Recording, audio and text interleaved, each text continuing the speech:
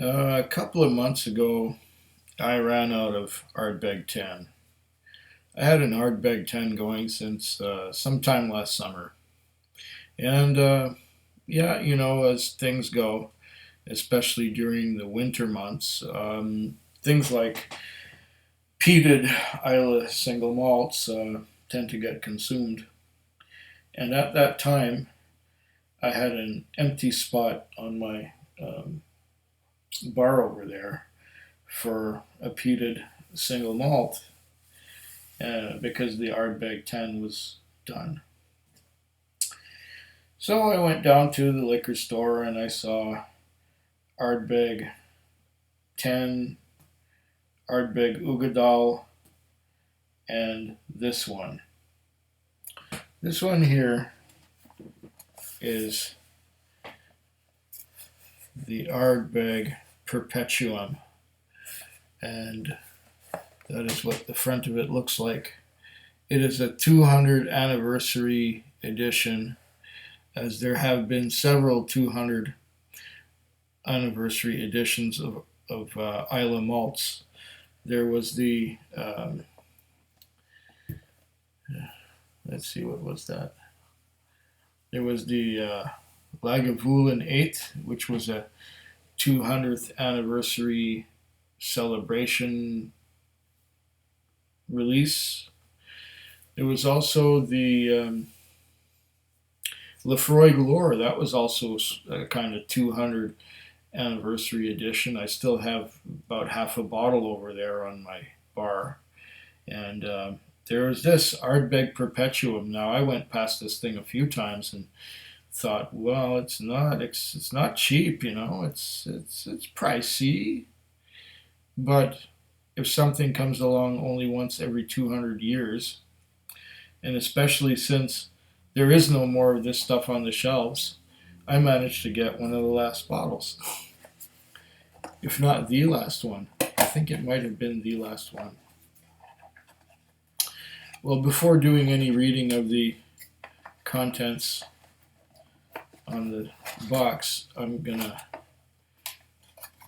unbox this one, bring it out, pour a dram, and then, read whatever there is to read while it opens up. There is the Ardbeg Perpetuum. It is the typical Ardbeg green bottle, and it's got some writing on the back, and it's got like a platinum colored label, and it's got an infinity sign on it with 1815 and 2015 in there. Here's to the next 200 years, it says on there. Well, first we'll just get this open. There's usually a little tab to pull. Where are you? Oh, there you are.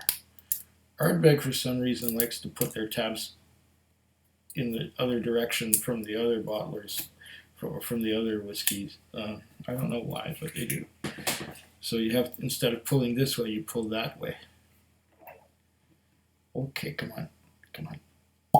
Oh, gentle. The cork is wet a little bit, but it's been sitting there for a month and a half. Love that sound. Glug, glug, glug, glug, glug. Uh-oh. I've been too generous. Shit. That's okay. It's only money. And the money for this Ardbeg Perpetuum is $144.99. With all the taxes, it's $166.74. Gosh, I'm wasteful, but it's not going back in there. I will probably just take more time with it. Get on there. Okay. What does it say on the box? Oh, this box is quite sturdy. Sturdy cardboard box. Oh, there's a bunch of little things on here. Let's see. On the inside cover, there's a little doggy. Shorty. The peatiest nose on Islay, and from Ardbeg that is. Apart from Ardbeg, that is. Okay. And Ardbeg, here. Committee. This is absolutely the best committee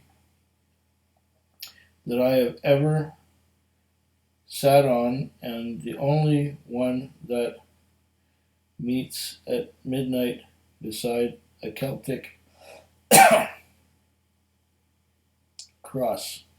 Slancha. Dr. Daniel Wishart, Scotland, joined the Ardbeg committee. No, I don't know. So is the committee release or what? What does it say on the back here? Celebrating 200 years of Ardbeg. 200 years is a long time, but not in whiskey years. If 1 year equals 7 years in Shorty's life, Ardbeg only ages every 10 years, so we're still a young pup, and there's plenty of life in the old dog yet. Yet who could have known back in 1815 that 200 years later, Ardbeg would still be made in the same place, from the same ingredients, in the same way. Today, everyone at Ardbeg knows that Ardbeg, both the place and the whiskey, will endure for the next 200 years.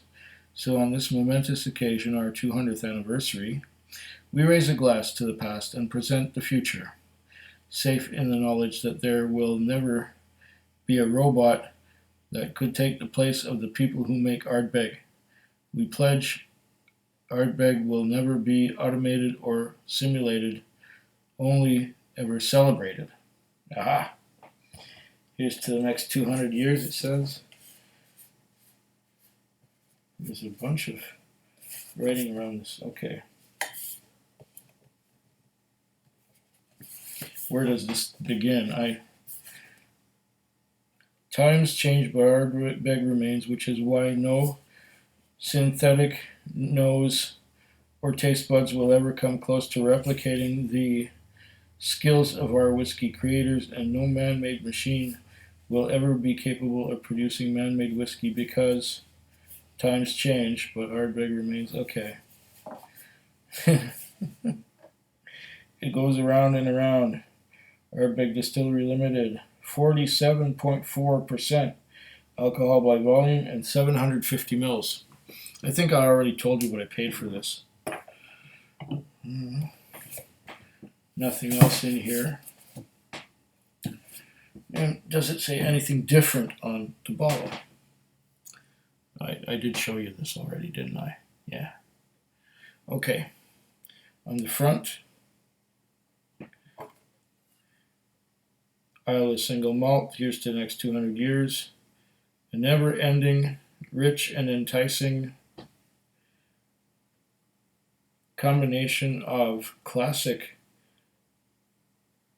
Ardbegian notes and incredibly creamy flavors. Ardbeg Distillery Limited.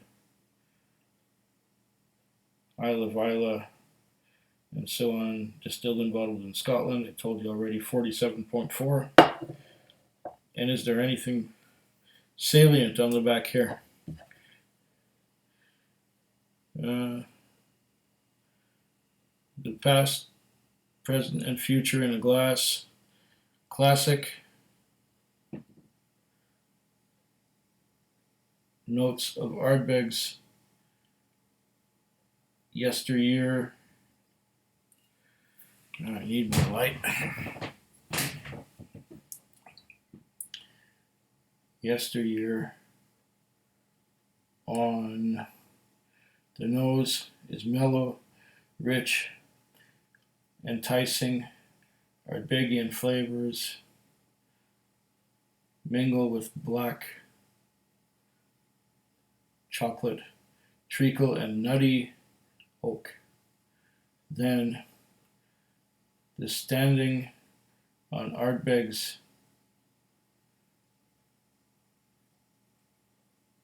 pier this morning, water brings fresh, briny sea spray with a pine resin, lime,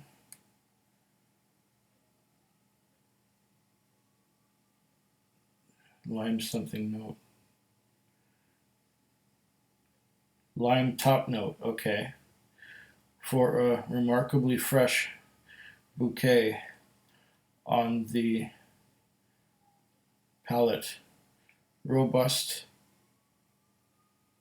peat smoke and savory smoky bacon, meat, creamy, sweet vanilla, milk chocolate with the hint of sherry casks, culminating in a taste of the future, an aftertaste that is never ending. Perpetuum, a whiskey that is forever. Ardbeg. Return for refund. Okay, now that we've used up 11 minutes before I've even nosed it, I might as well nose it. Aha! Okay.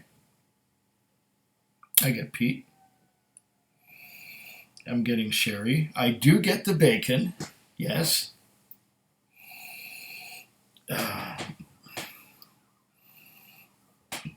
Peat, sherry, meat.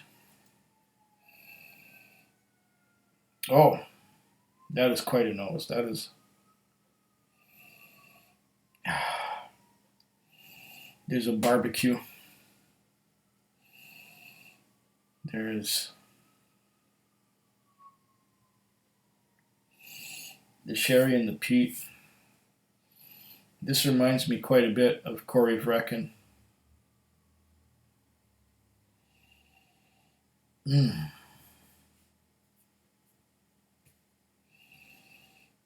Oh, this is a good nose. There's bacon. There's peat, sherry, berries,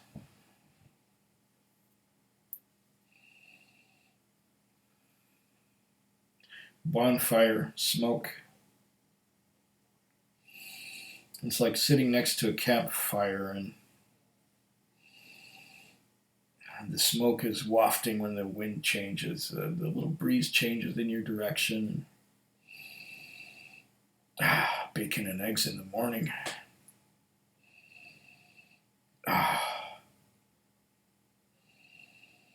This is nice. There's a kind of a creaminess too, just in the nose.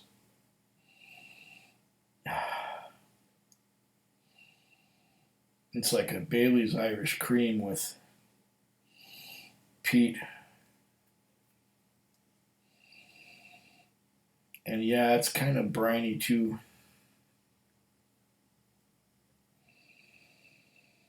Wow. I'm getting a smoked salmon too.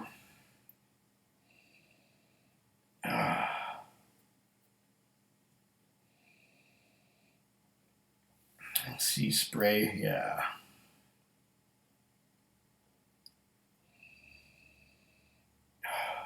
Bacon.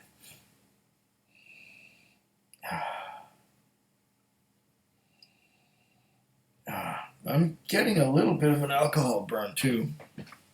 47.4 did it say? Yeah, a little bit.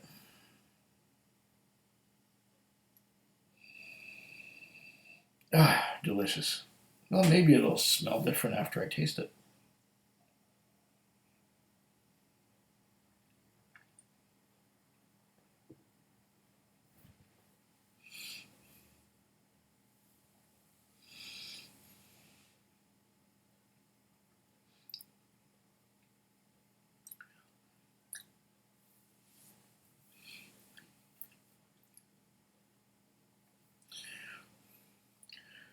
My very first impression when I put this in my mouth is olives. Olives with the red pimento stuffed in where the pit used to be.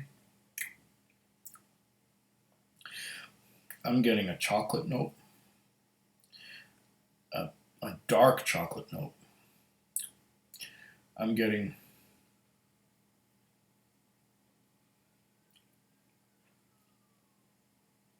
coffee, dark chocolate. But my first impression was that of an olive with the red pimento stuck in there where the pit used to be. Now, I'm getting more chocolate notes around the sides. I'm getting kind of a dryness that's somewhat astringent.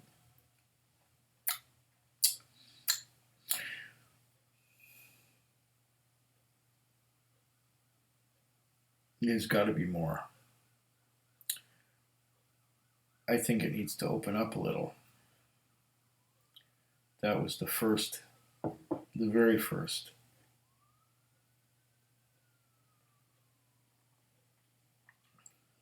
The very first sip.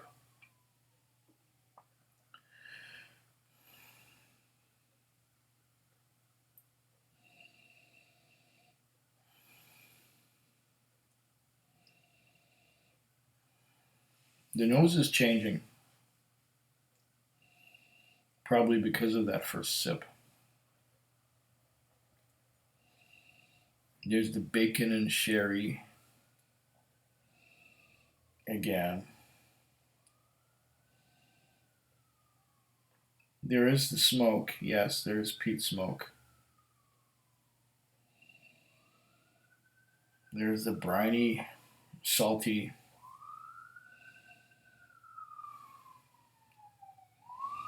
There's something a bit fruity underneath it all, too.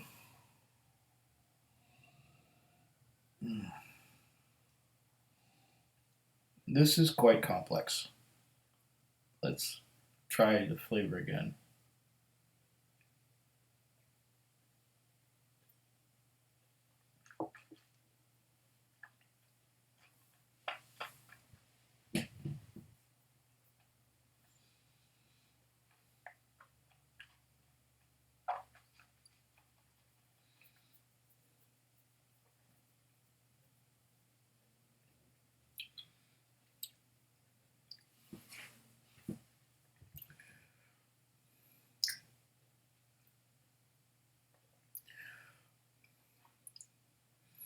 This is definitely an Ardbeg,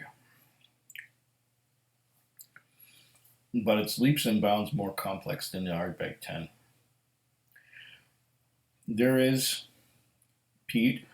Yes, there is peat smoke, and it's not as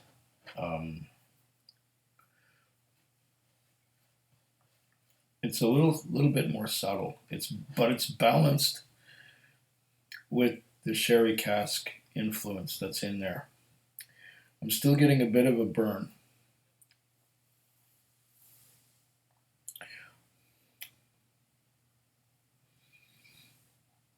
It's got some finesse to it. It is strong, yes, but the flavors are blended very well. They're balanced very well. It's like a symphony. It's like you've got every instrument playing, and some of the instruments play together and some of them play apart. I don't know how else to explain that.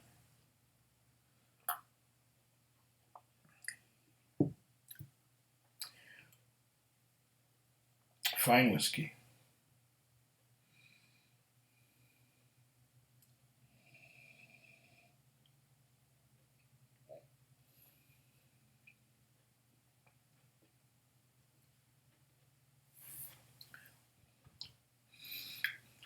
A bit of a medicinal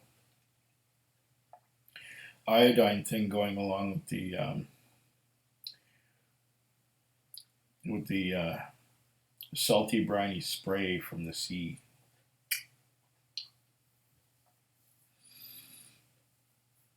And the sherry notes are there. I'm not getting so much fruit,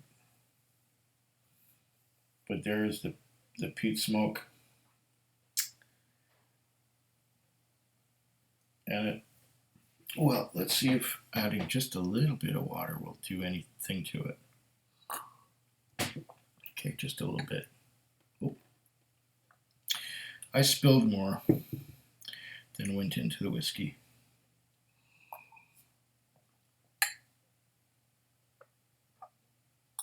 Okay, that's just a little bit. Let me wipe up. Good thing I got this Kleenex here, just for wiping up the little spills that happen when I try to put water in my whiskey. Why didn't I have a spoon here?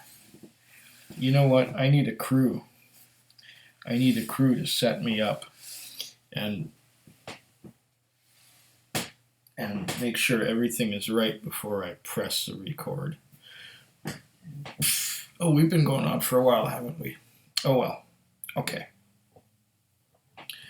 Let's do it with a bit of water now.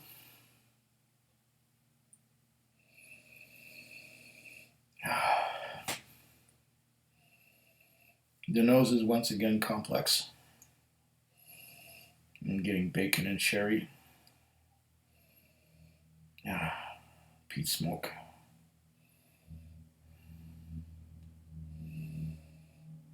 Everything that I got before I'm still getting, except for the little bit of alcohol burn that was there before. Oh, that is nice. There's a lot more complexity now. There are fruity notes along with the smoky notes. Is there a bit of pear maybe? Pineapple. Banana. There's a lot going on here.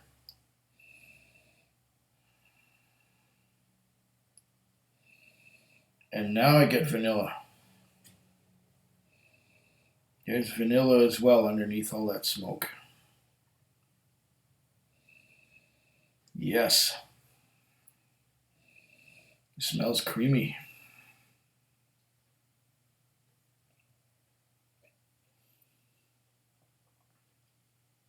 Mmm.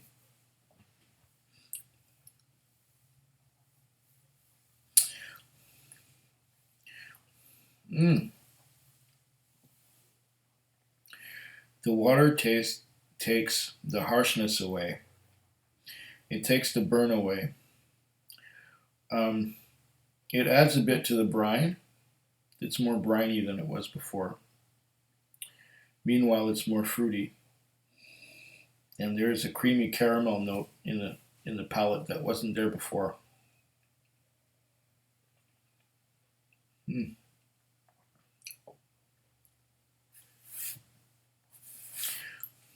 Mm. Much more briny than it was. A little less meaty though. I don't get the bacon so much, but I'm getting a bit of that smoked salmon, and yeah, a lot more brine, a lot more salt. Um, yeah, vanilla.